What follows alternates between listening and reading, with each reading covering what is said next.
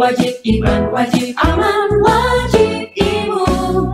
Berolahraga, riang gembira, mencegah kita jatuh sakit. Makan bergizi tiap hari, tidur cukup itu pasti. Dan jangan panik, berdoa tiada henti, wajib iman, aman, imun. Pakailah maskermu, jagalah jarakmu, cuci tanganmu selalu. Kita raih bahagia dengan iman, aman, imun. Badan sehat, bangsa kuat. Kita raih bahagia dengan iman, aman, imun.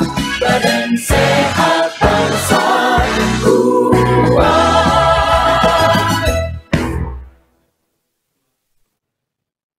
Halo Sobat Tangguh, selamat pagi. Senang sekali saya Egit Hapsari dapat hadir menemani Anda kembali hari ini. Semoga tetap sehat dan selalu semangat dalam beraktivitas serta jangan lengah dan lelah untuk disiplin menerapkan protokol kesehatan kapanpun dan dimanapun Anda berada. Jangan lupa pula untuk mengurangi kegiatan yang berpotensi menimbulkan kerumunan. Nah, tema dialog kita pagi hari ini adalah strategi ampuh mendongkrak bisnis di masa pandemi yang disiarkan secara langsung dari Media Center Satuan Tugas Penanganan COVID-19 Graha BNPB Jakarta. Sobat Tangguh, pandemi yang masih berlangsung hingga kini tak dapat dipungkiri menimbulkan tantangan tersendiri bagi pengusaha dan pelaku UMKM. Berbagai penyesuaian mendorong pelaku bisnis untuk terus berinovasi, tak hanya pada produk tetapi juga pada strategi pemasarannya. Bagaimana strategi mendongkrak bisnis dalam kondisi pandemi menggunakan konten kreatif? Telah hadir pagi ini bersama kita di studio sejumlah narasumber. Yang pertama, Mas Imam Priyono selaku pengusaha yang aktif ya sebagai content creator. Selamat pagi Mas Imam. Pagi Mbak Gita, apa kabar? Sehat-sehat. Tetap optimis dong ya? Tetap optimis ya. Thank you, ini udah Mas Imam juga sebelumnya bergerak di bidang media ya sebagai jurnalis 14 tahun. ya. 14 tahun lama sekali. Baik, narasumber berikutnya ada Mas Ari Manisha SHMH yang juga lawyer dan juga selaku praktisi pemerhati hukum. Halo, selamat pagi Mas Ari. Pagi, Mbak. Sehat ya Mas Ari Sehat, ya? alhamdulillah. Alhamdulillah sehat. Makasih ya udah menyempatkan waktu ini di tengah kesibukannya ya. Oke, dan berikut ya narasumber ketiga kita yang telah tergabung melalui video conference, Mas Valen Mustamin selaku konsultan digital. Halo, selamat pagi Mas Valen. Selamat pagi Mbak Egit. Gimana, sehat juga ya? Baik. Pagi Mas Imam, Mas Ari. Pagi Mas. Pagi, Mas. Gimana, sehat ya Mas Valen ya? Alhamdulillah sehat. Makasih ya sudah menyempatkan waktunya. Oke, Sobat Tangguh, sebelum memulai perbincangan, sebagai informasi, kondisi studio telah disanitasi, mikrofon yang kami gunakan juga sudah didisinfeksi, dan kami juga senantiasa menjaga jarak dan tetap mengenakan masker. Talk show ini juga memperhatikan protokol kesehatan dan ditujukan untuk semua kalangan. Seperti biasa nih, sebelum mulai diskusi, kita ada ritual memakai hand sanitizer sesuai protokol. Silakan Mas Imam dan Mas Ari.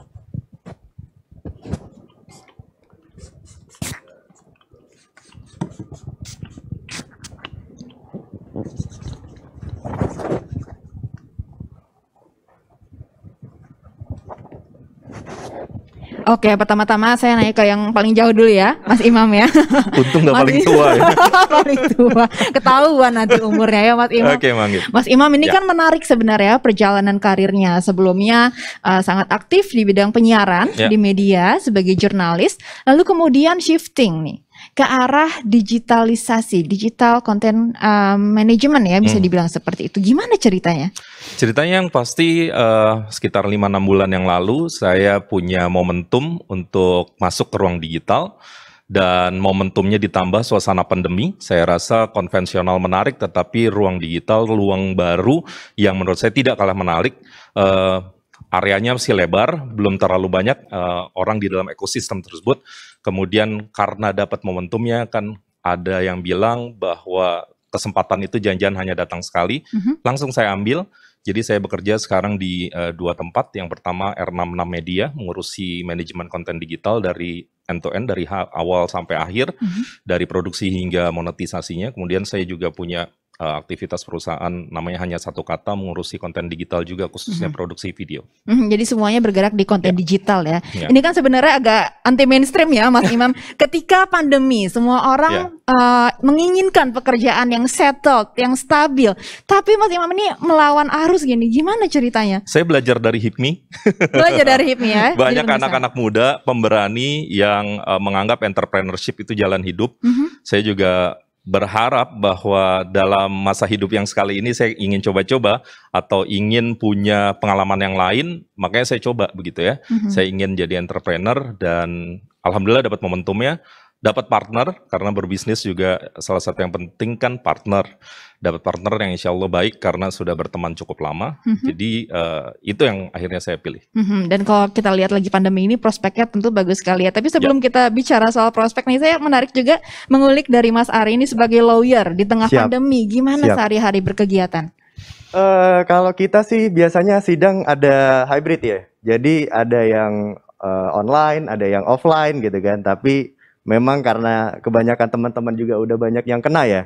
Gitu kan, jadi saya kebanyakan lebih sering prefer untuk online gitu kan. Nah tapi kadang-kadang tuntutan pekerjaan juga gak semuanya kita bisa online gitu kan. Ada beberapa pertemuan kita harus lakukan tatap muka langsung gitu kan. Nah jadi memang ya tetap dalam protokol kesehatan, artinya menjaga jarak, pakai masker gitu kan.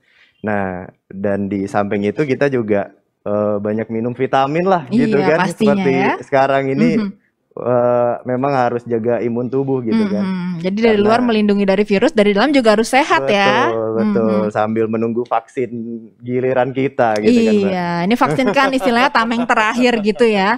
Nah tapi selama ini kan pemerintah memberlakukan beberapa regulasi. Yang terakhir ini kan PPKM Mikro. Ini dinamikanya gimana? Apakah regulasi ini bisa mengakomodasi gitu kegiatan beracara yang dilakukan lawyer dan praktisi hukum lainnya? Nah, jadi sebenarnya untuk dari lawyer sendiri gitu kan, kita sebenarnya dikesampingkan dari kebijakan PPKM itu gitu kan, karena kita dianggap harus mementingkan hak-hak manusia gitu kan di situ, karena kan nggak mungkin proses persidangan itu ditunda gitu kan. Klien kita kan nanti mau berapa lama lagi dia harus menunggu keadilan dia gitu kan. Jadi kan kita harus tetap berjalan gitu kan. Nah tapi di samping itu kita juga tetap gitu kan untuk mematuhi protokol kesehatan gitu kan. Nah jadi memang kebanyakan memang di dalam persidangan, di dalam pengadilan banyak tuh faktanya yang kena COVID itu gitu kan. Di dalam satu persidangan itu ada beberapa orang, hakim-hakim juga udah banyak yang kena gitu kan. Nah tapi ya itulah perjuangan kita untuk membela kepentingan orang-orang di sana gitu kan. Jadi kan kita juga harus berjuang menghadapi badai pandemi ini dan ya kita berdoa semoga cepat selesai. Semoga gitu seperti kan. itu ya, namanya profesi yang dilakukan sesuai panggilan hati ya, mau nggak mau itu resikonya.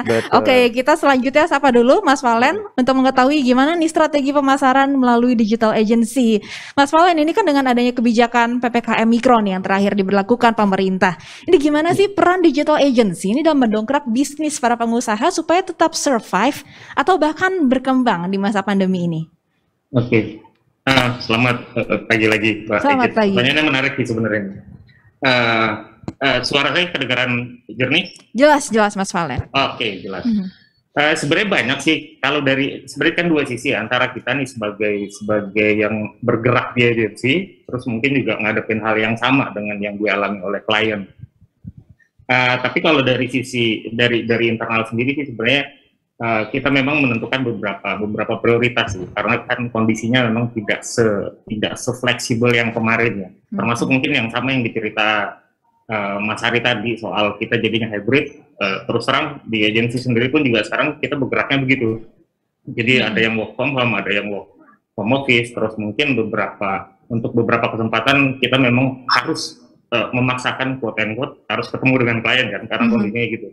Nah kalau dari sisi strategi sih yang selama ini kita jalanin memang, apalagi misalnya kita kaitkan dengan mungkin dengan konten ya, konten marketing lah tepatnya, yang selama ini justru banyak kita jadi konsultasikan ke klien. itu lebih ke kolaborasi mungkin ya. Sekarang yang pertama itu yang paling banyak lebih ke kolaborasi, sestrategis apa sih yang bisa kita lakukan. Jadi kita akan melihat prioritasnya dulu nih. Kalau dulu misalnya kita berpikir mungkin gimana caranya bikin orang happy, tapi kan dengan kondisi yang sekarang kan nggak bisa langsung ke situ. Kita justru mikir yang safe-nya dulu sekarang. Nah itu yang pertama. Terus yang kedua lebih ke diversifikasi. Jadi kita melihat mungkin dari sisi konten type ya. Yang kalau kita lihat tren yang sekarang kan, apalagi ngomong di digital, itu kan mungkin sudah spesifik. Sekarang konten-konten video, audio itu bahkan naik 50-60% kalau dari sisi penggunaan. Kalau kemarin mungkin nggak terlalu, sebelum pandemi, sekarang sangat berubah. Nah, beberapa media yang mendukung physical distancing ini justru jadi pilihan, dan itu kalau dari sisi statistik memang mendukung. Nah, kalau lebih spesifik lagi, mungkin kalau kita bisa kategorikan 3 ya. Jadi message strateginya berubah, jadi kita ngubah target. Terus mungkin kita adjust tadi masalah konten, mungkin dari medianya, caranya, dan siapa aja yang kita sasar. Terus yang ketiga dari sisi promosinya, memang kita ngubah nih distribusinya, karena nggak mungkin yang kita bisa lakukan di tahun 2019, 2020 ini sangat-sangat berubah nih sekarang. Jadi istilahnya sih gitu. Baik. Jadi istilahnya kita kan memang sedang mempersiapkan revolusi industri 4.0, tapi ini datang lebih cepat ya, ternyata seperti itu ya. Jadi begitu strateginya ya Mas Valen. Saya balik lagi ke Mas Imam. Mas Imam, tadi kalau kita terakhir ngomong prospek nih, ini gimana soal pandemi ini? Selama pandemi prospek dari digital konten atau digitalisasi konten ini gimana? Iya, saya rasa prospeknya terbuka, luas, ekosistemnya sekali lagi mungkin masih bisa dimasuki banyak pihak, dan teman-teman pengusaha saya rasa sekarang punya kesadaran yang sama. Saya rasa apapun jenis usahanya semua sedang masuk ke konten digital, dan saya sih berharap memang kita terus mempelajari, terus memanfaatkan. Tetapi memang ada kondisi kekiniannya, sekarang di ekosistem digital sudah mulai banyak orang-orang profesional mulai masuk ke sana, jadi kualitas kontennya sekarang lebih baik, lebih challenging begitu ya. Kalau dulu misalnya kadang-kadang misalnya dalam tanda petik nih, kalau produksi video 3 kamera dengan 1 kamera, kadang-kadang viewernya malah banyakan yang 1 kamera, misalnya kayak gitu. Karena AI-nya mungkin logiknya bisa macam-macam ya. Tetapi kalau sekarang saya lihat banyak produksi konten yang semakin profesional, semakin ada sense broadcast-nya semakin kuat gitu.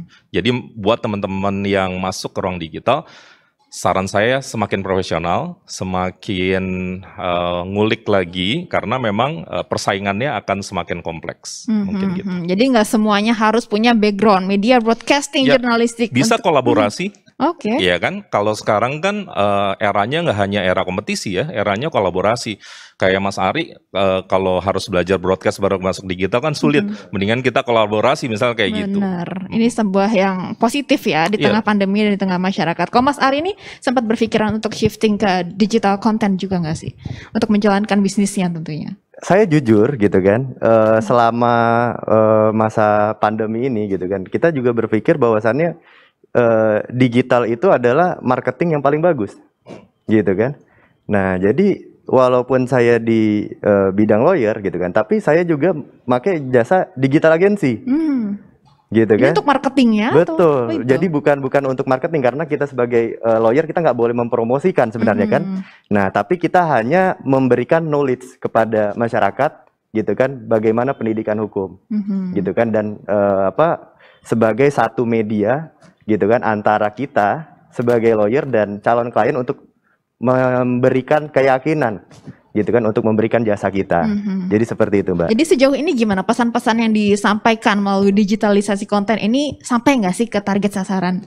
Kalau saya rasa digital itu memang paling efisien ya dari sekarang, gitu kan, di masa pandemi ini. Karena kalau kita mau promosi, ya mungkin kalau lawyer kan memang nggak bisa promosi ya, gitu kan. Tapi kalau misalnya di bidang lain, ketika kita mau promosi di mall-mall, di pusat kerumunan, gitu kan. Nah itu kan sudah nggak bisa lagi, gitu kan. Ada batasan-batasan yang kita bisa lakukan di dalam masa pandemi ini, gitu kan. Nah jadi sebenarnya inovasi yang terbaik itu adalah digitalisasi, gitu kan. Nah balik lagi tadi yang dibilang Mas Imam juga saya setuju. Tidak semua orang mempunyai kemampuan itu, gitu kan. Nah, saya juga nggak bisa memaksakan saya harus bisa menguasai di bidang digitalisasi itu, Karena gitu itu kan. kolaborasi ya. Betul, itu yang makanya diperlukan kolaborasi ini, gitu kan. Nah, saya sendiri pakai jasa digital agensi dari pihak lain, gitu kan, gitu kira-kira, Mbak. Terus kalau kita ngomongin behavior dari konsumen dalam hal ini sebuah law firm ini konsumennya berarti klien ya. Betul. Selama pandemi ini ada perubahan behavior dari konsumen gak sih? Nah, kalau kita sih sebagai pengacara ya, semakin ada pandemi ini, kayaknya orang semakin banyak bermasalah gitu kan. Oh ya, kenapa ya? Faktor-faktornya apa menarik nih untuk dikulik? Aduh, gitu kan, karena sebagaimana kita ketahui kan dengan pandemi ini kan sangat menekan ekonomi dari para pelaku usaha dan pelaku UMKM gitu kan. Nah, jadi beberapa juga pelaku UMKM dan pelaku usaha ini kan juga ada kewajiban kredit perbankan biasanya. Gitu kan, kredit perbankan yang udah dia ambil sebelum masa pandemi ini. Gitu kan. Setelah ada masa pandemi ini kan dia juga tidak menyangka bahwasannya ada perubahan-perubahan daya beli gitu kan, perubahan-perubahan omset pendapatan yang akan dia dapat gitu kan, yang akhirnya harus di restrukturisasi ulang tuh, penjadwalan ulang tuh dari kewajiban pembayaran di perbankan mereka. Bahkan gitu ke PKPU begitu betul kan, juga banyak yang PKPU seperti itu kira-kira, Mbak. Bahkan mungkin banyak juga nggak sih yang usahanya nih menghadapi kepailitan gitu. Nah, kalau saya pribadi sih untuk kepailitan itu saya lebih lebih memikirkan dari kliennya sendiri gitu kan, karena kan kalau untuk kepailitan konsekuensinya kan besar, gitu kan, dia 5 tahun nggak bisa berusaha lagi gitu kan. Nah, dari posisi pengurus direksinya juga tidak bisa membuat perusahaan lagi gitu kan. Nah, jadi kita sebenarnya kalau saya pribadi akan mengusahakan itu di tahap persuasif ya, gitu kan, dengan lebih ke negosiasi dan mediasi. Jadi gitu. juga memperjuangkan hak-hak klien ya, sebagai seorang owner law firm. Oke, saya ke Mas Valen lagi. Mas Valen ini sebagai pengusaha juga nih, perubahan-perubahan aja sih Mas yang terjadi gitu terhadap perilaku konsumen. Kalau tadi Mas Ari sempat menyebutkan ternyata kasus hukum ini justru meningkat ya sejak pandemi ini. Nah, kalau klien-klien atau konsumen Mas Valen gimana? Ya, mungkin salah satunya gini, dari kalau case-nya tadi Mas Hari, jadi kayak tetap melakukan edukasi ya. Nah, itu sebenarnya jadi salah satu perilaku yang berubah sih sebenarnya sekarang. Jadi dari sisi klien itu memang banyak yang mulai melakukan, justru malah bergeraknya ke arah, kalau sebelumnya awareness nih akan lebih banyak ke branding, sekarang mungkin lebih banyak melakukan edukasi ke konsumennya masing-masing. Terus kedua, dari sisi trust, jadi memang ada faktor trust yang di-build selama proses ini terjadi gitu. Itu sih yang terjadi di beberapa yang kita handle ya, Mbak. Nah, kalau dari sisi kita, ya karena memang pandemi kan pasti ada yang dari sisi bisnis jatuh lah ya. Sementara kita juga punya kepentingan, ini kan urusannya retain. Jadi memang kita berusaha untuk menjaga pelanggan. Jadi simpelnya kalau kita tidak bisa mencari yang baru, yang existing ini yang kita jaga sedemikian rupa, akan kita provide dengan mungkin solusi-solusi yang baru, yang adaptif dengan pandemi. Jadi kita bisa menjaga gitu di saat yang sama kita tetap berikan saran atau konsultasi inovasi bisnis apa sih yang bisa kita jalanin gitu. Jadi, nah masing-masing industri kan juga beda nih approach-nya. Kadang yang dari manufacturing atau mungkin yang FMCG juga kita punya approach yang berbeda. Jadi tergantung skala ininya ya, skala problemnya dan tergantung industri mereka. Itu sih kalau yang sekarang kita. Untuk membuat klien-klien ini loyal gitu ya, setia sama jasa yang diberikan perusahaan Mas Valen ini ya. Tapi secara angka ini mengalami kenaikan juga ya? Proudly say yes sih sebenarnya, karena balik ke masalah kebiasaan tadi. Kalau sebelumnya mungkin kalau dari sisi kita bisa bilang anggaran mungkin ya. Kalau sebelumnya memang tidak banyak yang di-spend di digital, jadi yang masih offline itu juga banyak. Tapi sekarang mungkin jadi justru banyak yang diarahkan ke digital. Jadi saatnya digital transformation itu terjadi. Kalau 2 tahun lalu mungkin kita masih berpikiran di 2025 mungkin akan ada shifting digital transformation, tapi sekarang saat ada pandemi, jadi mau nggak mau memang harus shifting dari sekarang. Jadi salah satunya mungkin dari yang sebelumnya anggaran untuk campaign misalnya di digital nggak terlalu banyak, tapi dengan kondisi sekarang justru malah harusnya berubah ya.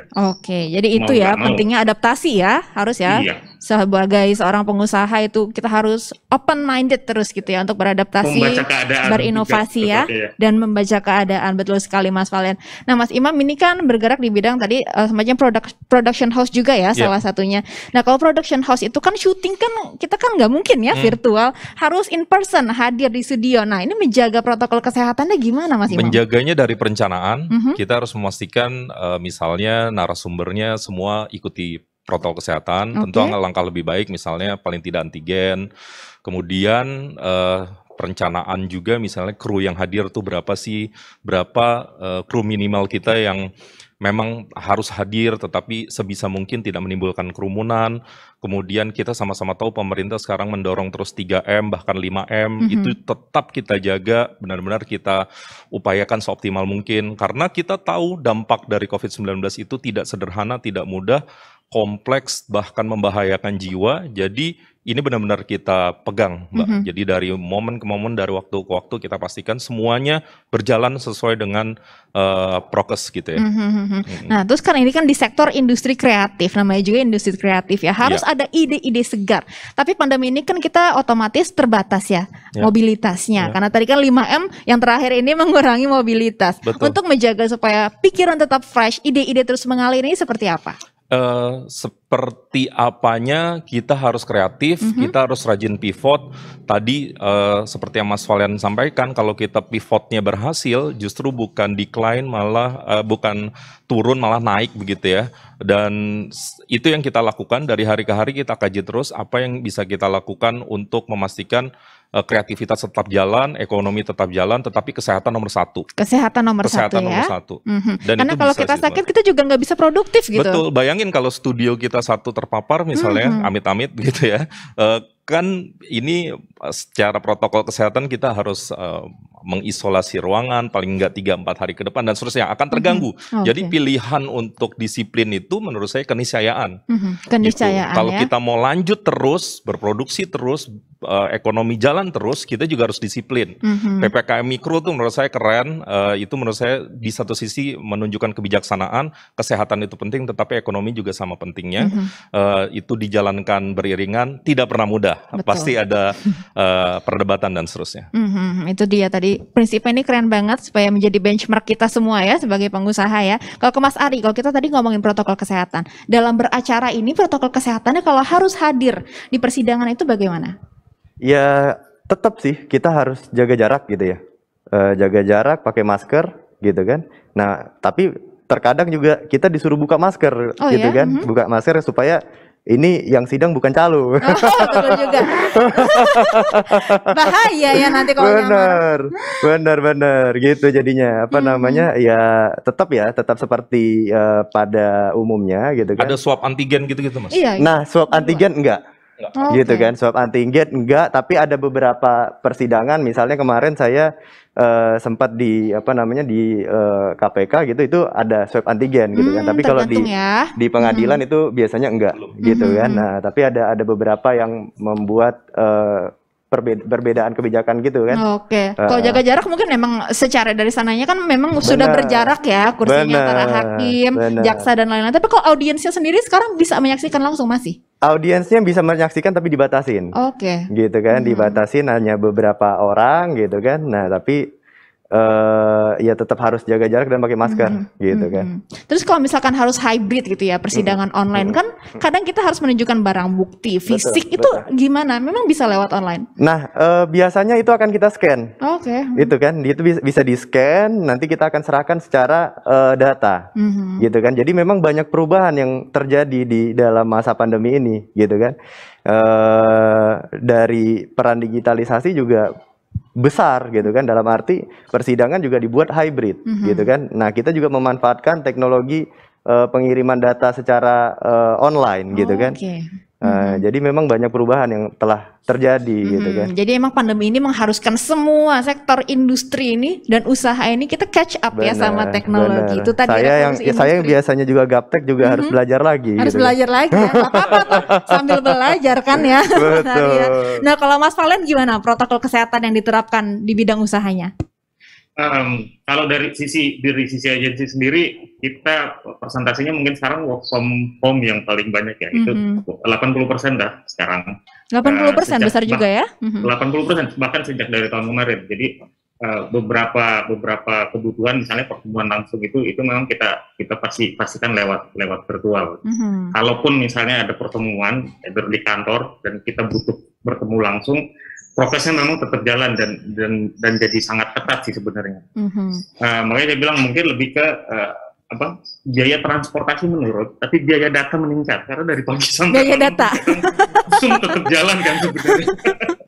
Ini rezekinya mereka yang bergerak di bidang telekomunikasi ya. Jadi ini saling menutup. Jadi gitu ya tantangannya. Mungkin gini, ada beberapa diskusi yang tidak bisa selesai dengan virtual, dengan Zoom. Justru malah biasanya lebih cepat saat kita ketemu langsung. Tapi ya mau nggak mau karena emang keadaannya begitu. Jadi kita caranya ya menaikkan intensitas saja. Jadi kalaupun misalnya ada sekecil apapun pertanyaan ataupun ada solusi yang akan kita cari dan itu butuh ngobrol sebenarnya, ya mau nggak mau kita akan tetap ini ya. Ya kondisional gitu ya. Itu kalau nego tuh kali Mas Valen ya. Kenapa? Kalau nego susah kalau nggak ketemu. Oh iya bener. Nggak dapet ya. Nggak dapet, itu sensitif Mas Imamnya, pengalaman nih kayaknya ya. Zoom dan kalkulator bekerja ya Mas. Jadi bisa langsung ngitung gitu.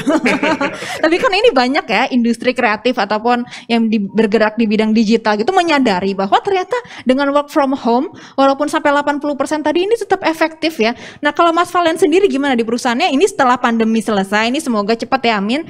Kedepannya nih melihat prospek itu nggak, ternyata pekerjaan di bidang saya ini bisa dilakukan dari rumah dan ini efektif. Pilihannya kita sih mau ini cepat berakhir. Plan untuk tetap balik normal lagi, work from office juga tetap ada. Karena memang ya saya bilang tadi ada beberapa hal yang memang tidak bisa kita selesaikan dengan virtual. Jadi mungkin akan ada transisi. Misalnya nih setelah ini kelar, kita mungkin akan transisi nggak benar-benar ini akan full work from office, tapi akan pelan-pelan gitu.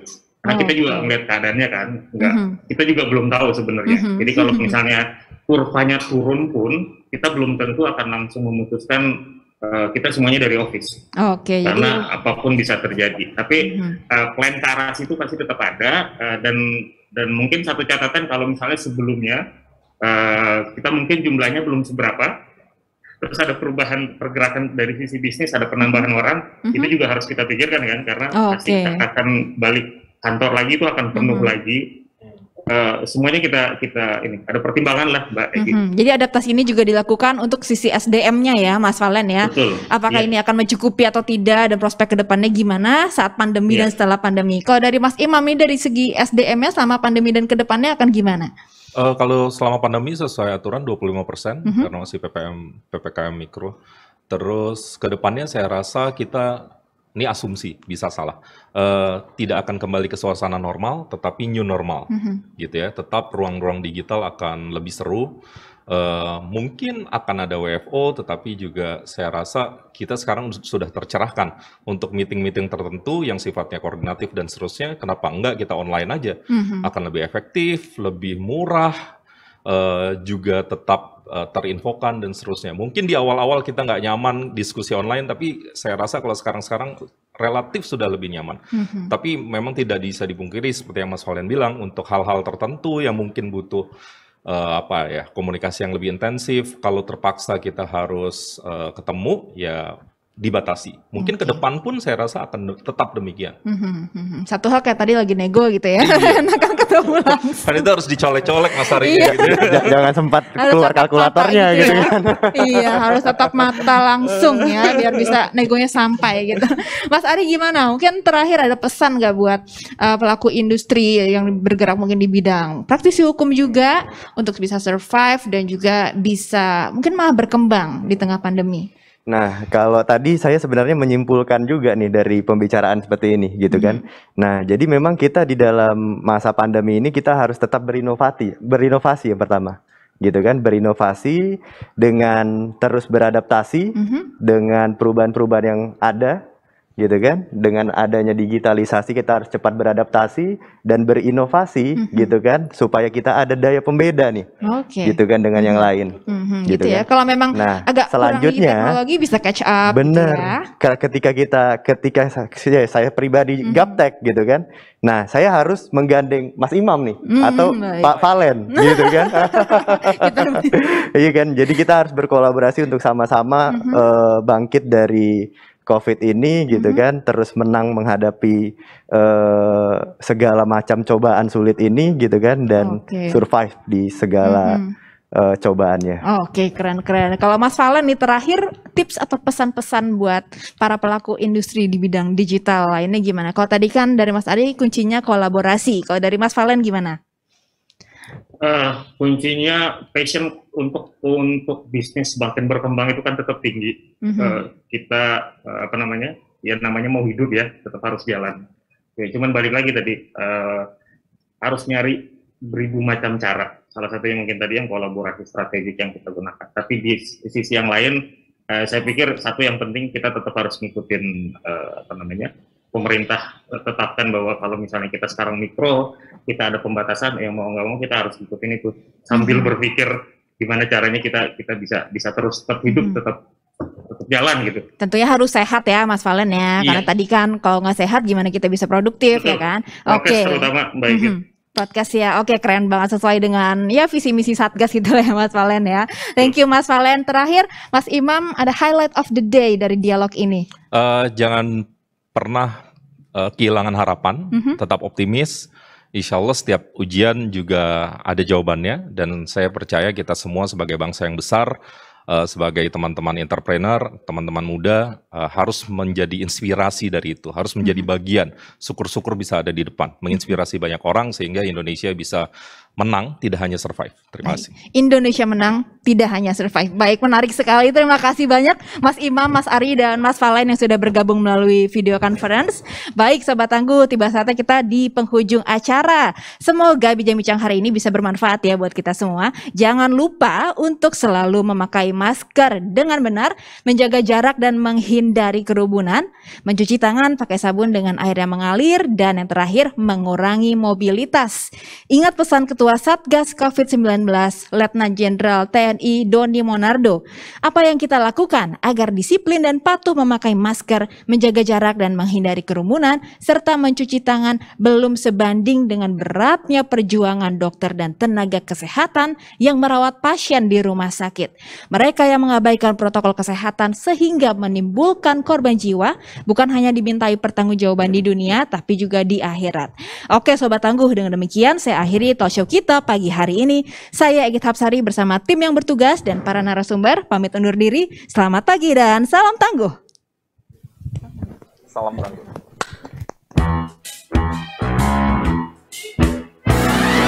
Hari dengan 3 wajib iman, wajib aman, wajib iman.